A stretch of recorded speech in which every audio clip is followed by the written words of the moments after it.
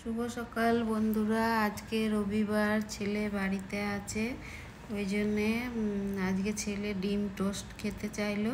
তো দেখুন আমি কি করে বানাচ্ছি। টিফিনটা আমরা করে নিয়ে যাব ডিমার্টে, গিয়ে ওইখানে ঘরের একটু রেশনের জিনিস নিতে হবে। তো আজকে লাস্টে একটু ডিমের বেঁচেছিল, ওইটা একটা আমলেট হয়ে গেল, করে দিলাম একটা আমলেট।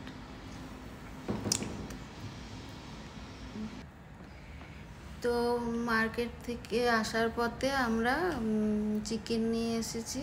চিকেন নিয়ে এসে ছেলেকে সব গুছিয়ে দিলাম আমি। তো দেওয়ার পরে ছেলেকে বললাম তুই রান্নাটা কর, আজকে সব বলে বলে দিচ্ছি আমি একটা একটা করে। ও করছে দেখুন। তো তারপরে রান্না ফোড়ন দিল, এবারে শুকনো লঙ্কা দিল,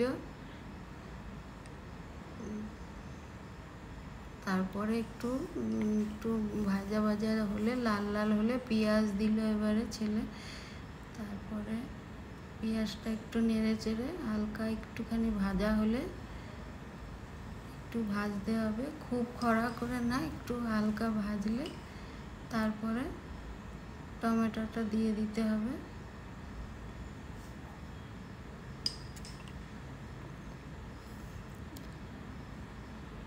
এবারে টমেটো দিচ্ছে, টমেটোটা দিয়ে তারপরে একটু ওটা দিয়েও আবার ভাজতে হবে।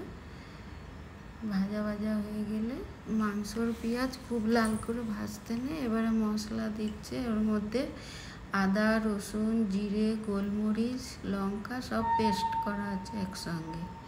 আর পেঁয়াজ আর টমেটো তো দেখলেনি ভেজে দেওয়া হলো। তারপরে দেওয়া হচ্ছে কাশ্মীরি লঙ্কার গুঁড়ো কালারের জন্য, একটু গুঁড়ো গরম মশলা সেন্টের জন্য।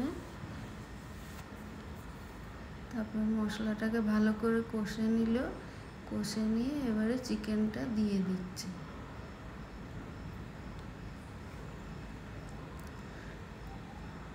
চিকেনটা দিয়ে পরে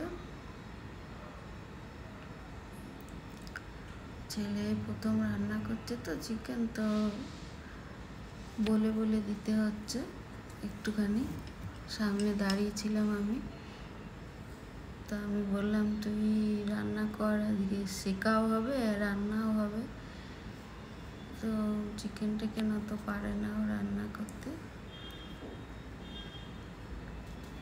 তারপরে এবার আলুটা দেওয়া হলো। আলু আপনারা ভেজেও দিতে পারেন, ভেজে উঠিয়ে রেখে নিয়ে পরে ওটা দিতে পারেন, আর এমনি উপর থেকেও দিতে পারেন।